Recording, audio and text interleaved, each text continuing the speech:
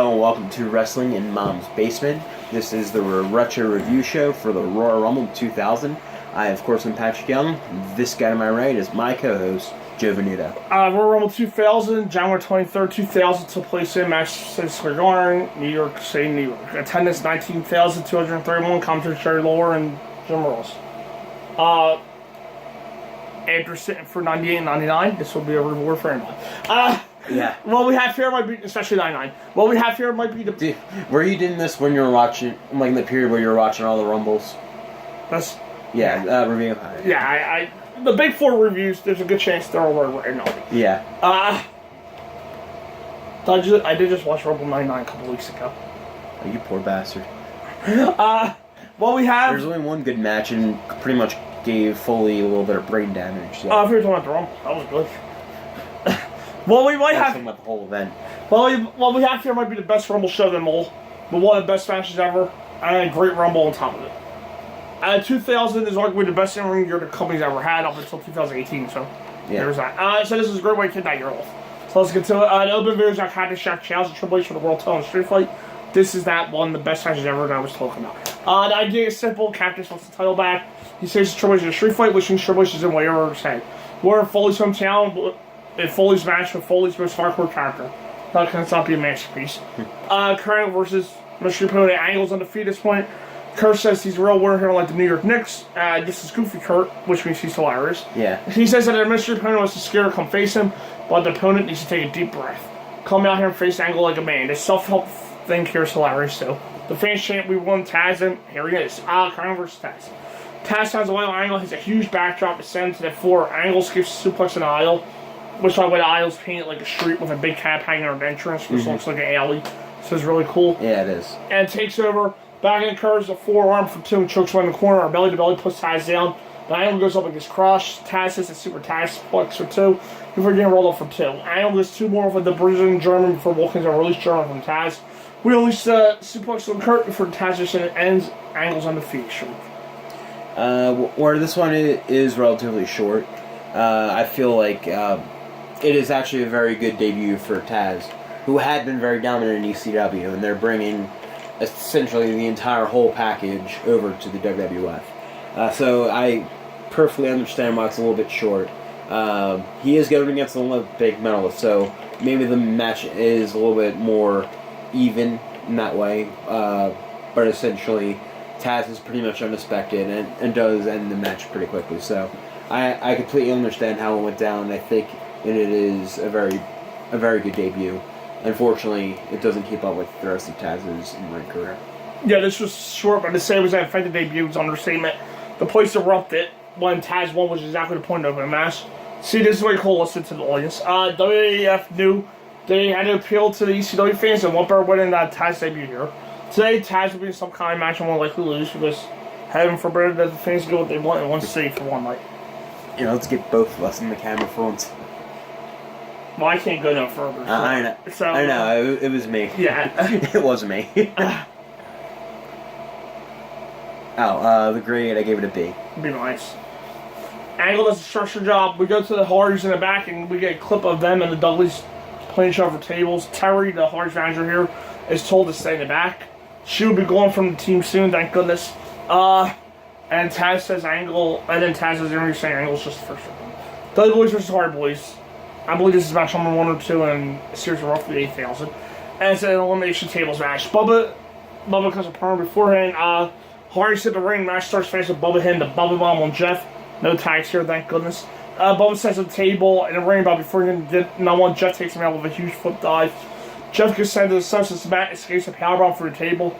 Devon suplexes Matt as Jeff cracks Bubba in the head of a chair in a 6 spot. Jeff tries to run the reel, but Bubba throws the table at Jeff, knocking him out of here. That sounded great. The appearance trail, and Bubba loads up the backslash for the table, only for Jeff to come back and try a double suplex. Devon moves the table, but doesn't stop the suplex. Matt brings in a ladder because this might as well be a TLC style match. We head up forward with a ladder 7 in front of the table with Bubba on it.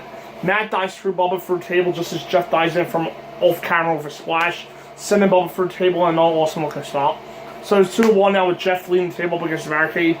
The steps are set up on their end and the table set up like a bridge between the steps and the apron. Devon's placed on the bridge table but moves before Matt and dives for him. He moves again to avoid Don and Jeff, send him for lead table. Cool sequence here by Ninja Devon. Yeah. Apparently, Bubba does have to leave, so that makes things more interesting. The Dudleys sub 2 steps in the ring to play the table across to them before hitting a huge power bomb to Matt to eliminate him in a sense, because he's allowed to stay out there now. Yeah. The tables are loud, and then the tables are loud tonight too. Jeff is beaten in the aisle, but Matt quickly follows on to get whacked in the head with a chair. The Dudleys stack up 4 tables in front of the entrance. It's MSG sub where the entrance is opposite the cameras. Yeah. Matt gets pulling tables, and Jeff is cracking in the head again to break up the save attempt. Bubba climbs onto the taxi or the aisle to splash Matt, but remember that one with the mash. Jeff climbs up after him, I'm not sure where Devon went, and blasts him with the chair. Knocking him to the table, still doesn't win. Matt puts Devon on the table, and Jeff dives up the taxi with the swanton through Devon through the table for the win. Growing up, this is probably one of my favorite matches. Growing up, just the visual of Jeff jumping off the opposite entranceway. It is just ingrained in my head. And this match was a lot of fun to watch too. The funny thing about Dudley wasn't the Hardys in their series of 8,000, I literally don't remember a bad match. Right. Some may have been short for storyline purposes or whatever, but I don't think they ever put in a bad performance. And this one, I think they put in probably a memorable one for me in my 9-year-old brain at the time. Yeah, this was awesome. All 4 guys being young and hungry. Here, the Dudleys were out to prove themselves, and the Hardys were out to shut it hang in a fight. They had already proven they could fight in a violent match like the ladder match and No Mercy 99 Division Christian, but this was a brawl instead of a high-flying match. Really fun stuff here, though, and well worth the look if you haven't seen it. The Dudleys, which I don't know why I didn't say, I haven't seen it. The Dudleys will get the title. I don't know why I haven't seen this pay-per-view.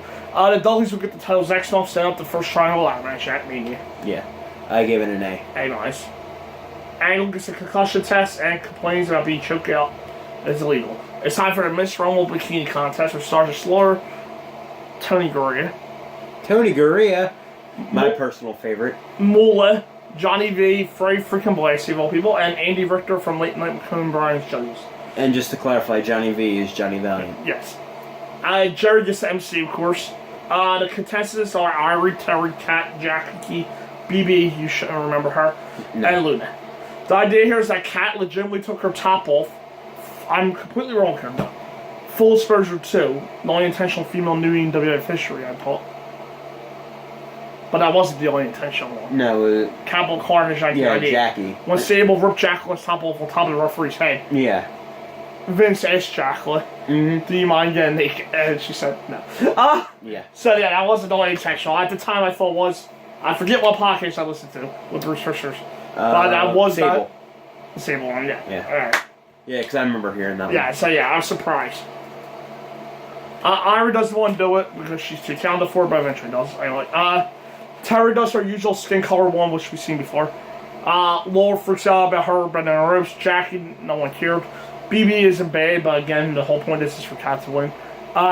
Luna won't show. Taz and Bikini made bubble wrap creative and nothing else. The judges are counting the scores, but here's Mae Young to enter as well. And there goes the excitement. No, literally, there goes the excitement. I didn't give a shit about this before. Oh, she brings the excitement. Yep. Oh yeah, she takes off her robe, and there is the nudity. It was fake nudity. No, it was real. I know. May wins to complete the joke. Laura's reaction of, oh my god, I sold it, it's priceless. Mark Turner comes in to save our collective retinas. Thank God Mae Young came out. Because I really didn't care. Well, it was nice to see Ivory and Terry. I didn't really give a shit about the other ones. Well, okay, maybe Jackie too. The recently hired coach does that much to say for WWF New York. Shawn and Jericho, the co-IC champions, argue over who gets to wear the belt to the ring. There was a double pin in a title match and became co-champions as a result, which is a pretty creative idea. Angle says he's still undefeated. Rock will pin him on SmackDown a few weeks later for his first official loss. Yeah. I think it was Rock.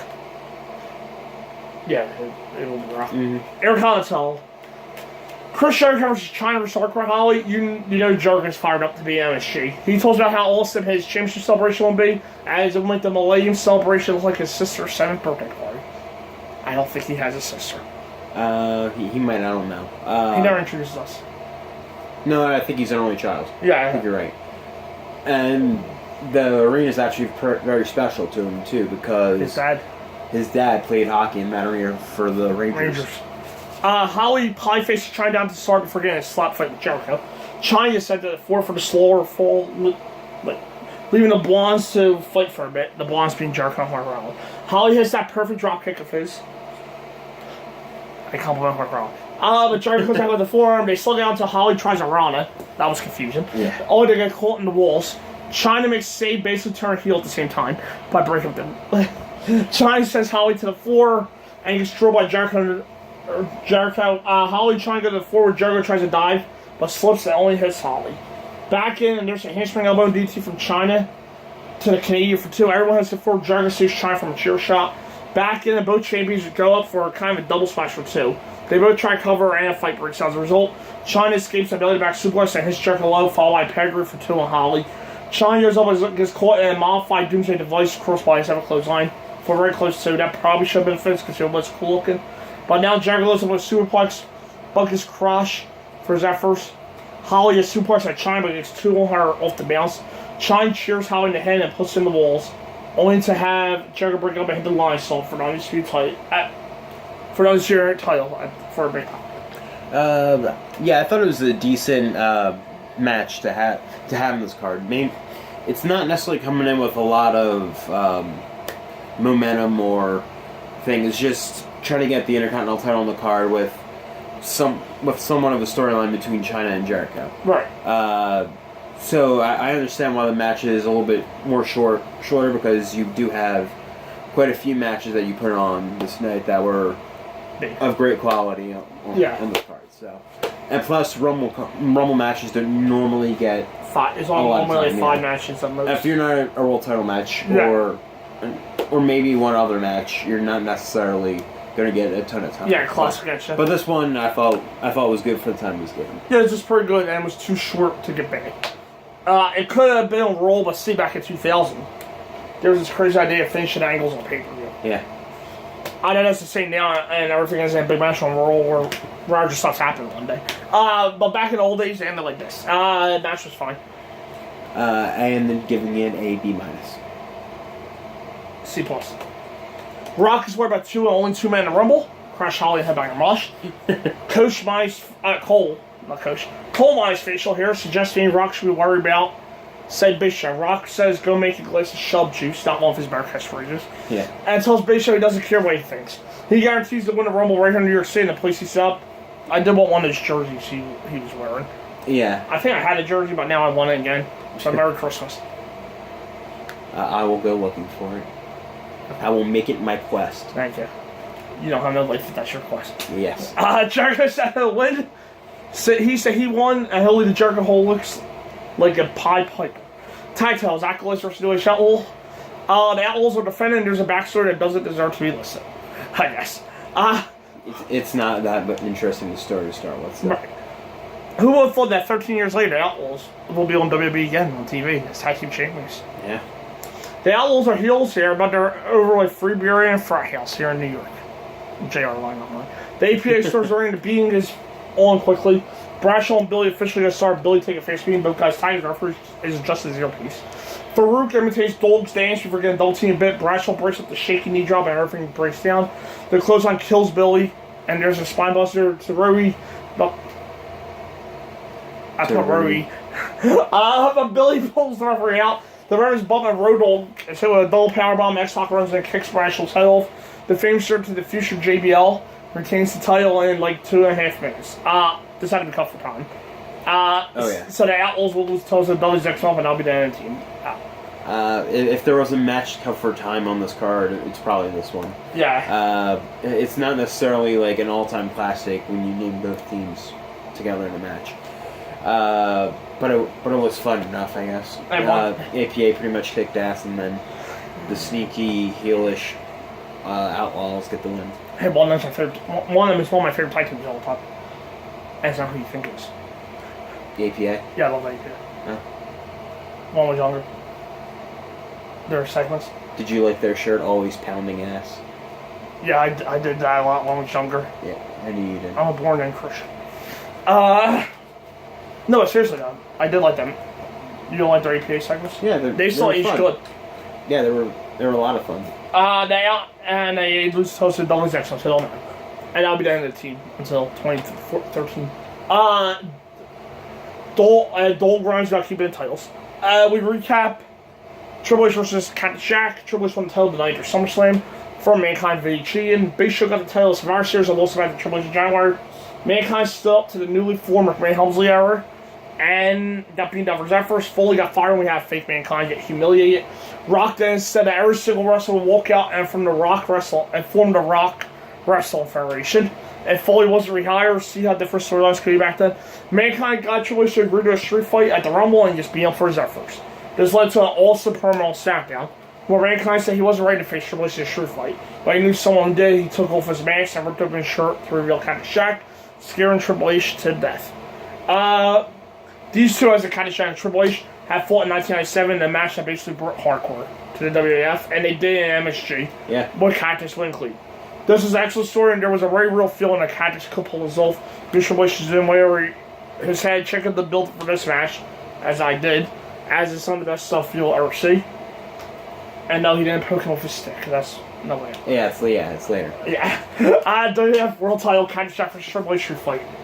It shows they know that Foley lost about 30 pounds inside of a month and a half. Oh, wow. And it's by far the slimmest you'll ever see him look here. Triple H just a long, slow walk to the ring. We're showing about a long, slow walk, which makes it feel even more epic. Stephanie heads to the back, which is probably a good thing. Yeah. And I missed that big title. Yeah, that big Eagle title. Yeah, it's so much better looking than a super spinner version. Even now, when it doesn't spin, it's something special about around something that looks like a toy. Did you write that when the spinner belt was still in effect? Yeah, I'm afraid to say it applies today, so I don't. Yeah. Because it's still better than something that looks like a toy. Yeah, literally. It looks like a gigantic Super Bowl ring. Yeah, so the funny thing is that live work still applies. Yeah. The belt, literally, Winged Eagle, Big Eagle, World. Undisputed, you can't go wrong. Or World. Or the World Heavyweight, yeah. The big gold belt. Or the Universal. The belt on Triple H looks classy. Candice looks like an animal, and Triple H looks terrifying. Jack wins a quick slug out and pounds Triple H down the corner. We head to the floor for a swing neck break on Triple H and leg drop on the apron, knocks the game back to the floor. Triple H is ramming into various objects and comes out with a bell shot to take over. Now we get to the fun part, the first cheers going in. Back in, Cat and Jack charges right into a cheer shot like an idiot. Great for him, that's pointing the character right. Triple H gets unhooked the buckle. Instead of cover for some reason, Jack pops up to the clothesline champ down. There's a leg drop on the chair on the Triple H's head for 2. And we head outside. Triple H is back dropping the crowd and the beam begins again. JR, they're out in the sea of humanity. Jerry Humanity. And JR says we're in New York. Triple H gets ready to stuff a made of metal that we can't see, and they head into the aisle. Cactus sets up a one pallet and suplex Triple H on him before screaming in his face. This is a Full Count, I'll remind you. There's a trash can at hand. Triple H gets ready into the steel doors. The fans chant for Foley as he gets suplexed onto the trash can. The crowd's just ruthless against Triple H here as they head back to the ring. The aisle's really short, so it's not a long wall. Yeah. Jack rams the knee on the Triple H's head, driving into the set, so he's back inside now. This is almost old Jack so far. There's a 2x4 barbed wire, but Triple H doesn't blow him to get the board away. Some shots of Cactus's ribs and back have him in trouble. Triple H looks at the boards to say, did I just do that? Cactus blocks shot that hand, hits Triple H in the bowls with the board. The double RDT pushes Triple H down as the referee takes the board out of the ring, drawing the loudest building of the night.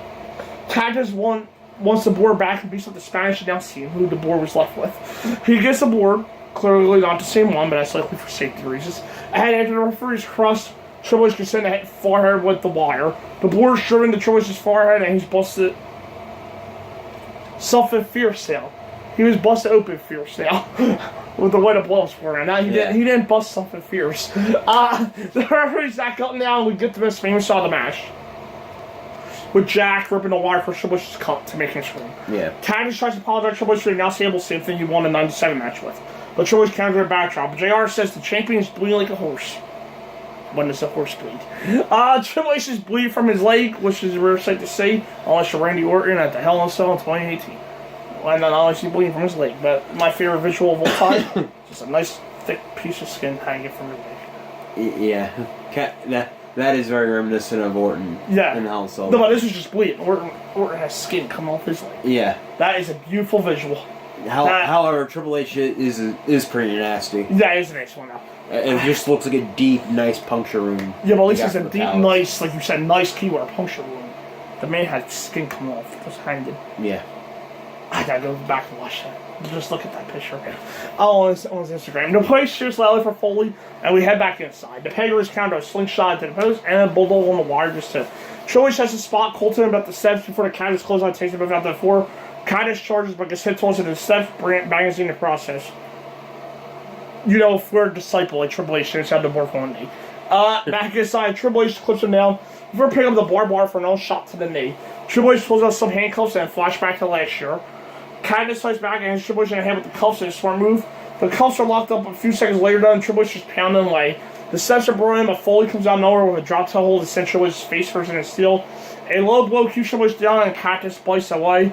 Triple H goes back up and grabs the chair, which she literally breaks over the back of Cactus. Yeah. The head outside again, Cactus takes some shots to the head from the chair. Cactus has hit me again, but before Triple H can crush the skull, Rock pops out of nowhere and bites Triple H in the head with a chair of his own. A cop comes in to unlock the cuffs, freeing Cactus. Triple H starts back on fast like his corner essentially now is able to apologize this time, but the table doesn't break. We haven't gotten violent enough yet, so here's the back of thumbtacks. Stephanie comes out complete with a snake skin choker and a nod to Cactus. Don't know if you caught that. No, I didn't. Yeah. She was wearing a snake skin choker. Looking hot. I wouldn't mind. As Triple H calls Zach, going to backdrop onto the tacks. There's a pedigree, but Cactus kicks out to blow the roof off the place. It does the last one, it's a pedigree onto the tacks, finally ends Cactus. Excellent freaking match. Easily, I think it's one of the best matches of all time. It's another match that sticks with me from this card. It's just I think it's really the first hardcore match you see of this nature, where they start pulling out barbed wire, where they pull out thumbtacks. It just pretty much is a step further than any match has gone in WWF history to that point. Right. First of all, fucking hell. If there's a match that made got into legitimate force burn, this one made Triple H. I love to say it. This was absolute war. Both guys short each other for about 27 minutes. The place never gave up on Foley, and it's easily one of his best matches ever. This is one of the best brawls ever, and again is well worth checking out. A+. A+. My match tonight. Oh yeah. Triple H is taking out a stretcher, but Cactus pulls him back in the arena.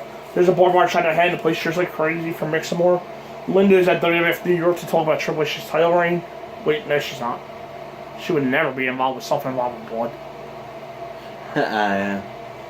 And Steffi's oh so precious and does so much work for charity, don't you know? There's not a little jab of stuff. Royal Rumble, the intervals are 2 minutes or less, according to Fink. We get a quick 90 seconds, they said. No, he said 2 minutes or less. JR and King said 90 seconds. Yeah, but he said 2 minutes or less. We get a quick look at Sean's Miracle, saving 95, which will play a role in the coming weeks. D'Lo Brown's on 1, Grandmaster Sexay's on 2. Filling out process start with Sexay counter, Brown's running power bomb to Rana. Middle rope missile dropkick puts Brown down, the mosh complete with cones on his chest is at number 3.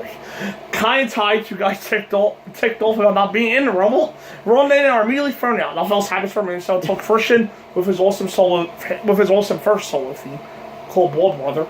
Look it up. It comes out to number 4. Say Nothing happens against it. Here's Rikishi to a pop at number 5.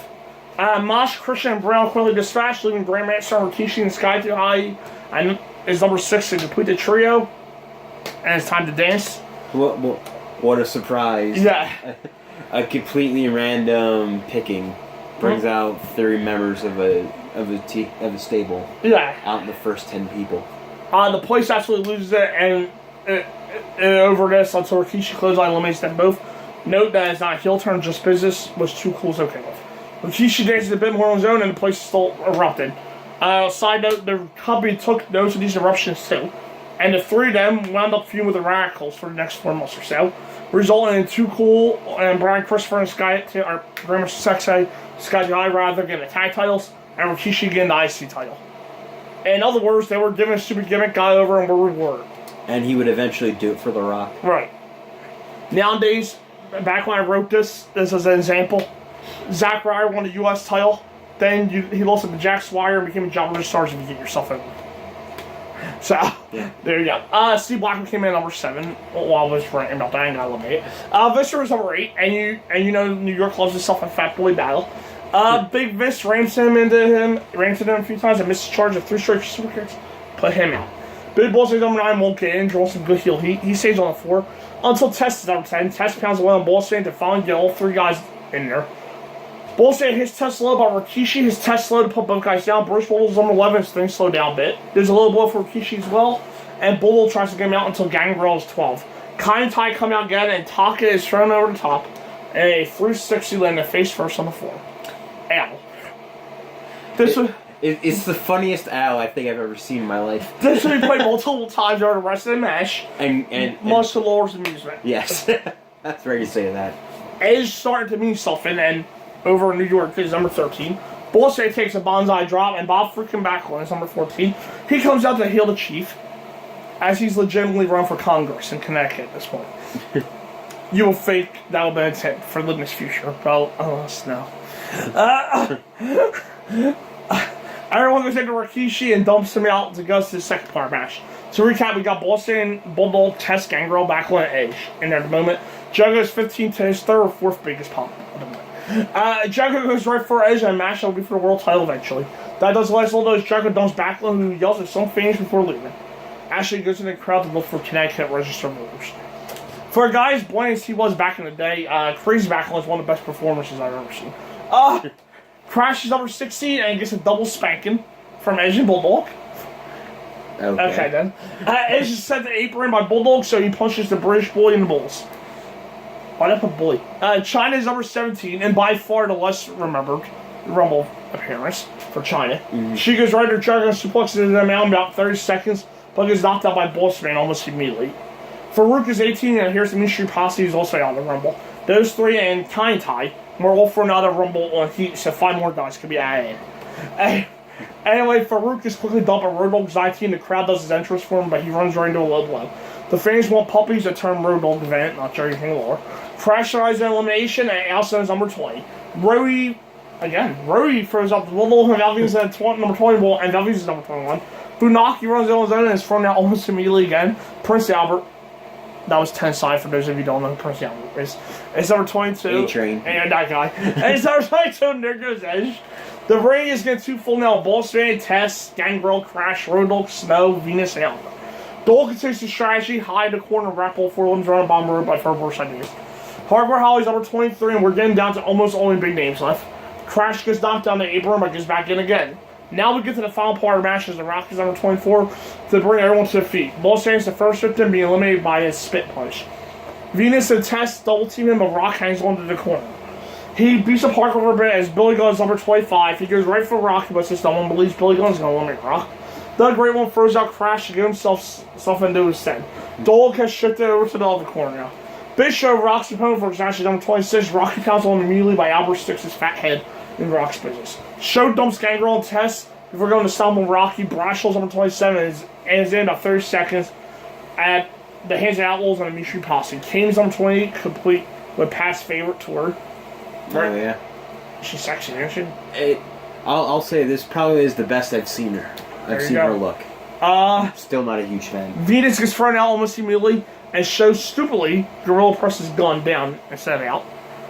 Kane knocks Albert out as the Godfather's number 29, and the hoes were especially looking good on that night. Uh-huh. Aren't they? Oh, yeah. Some New York City hoes.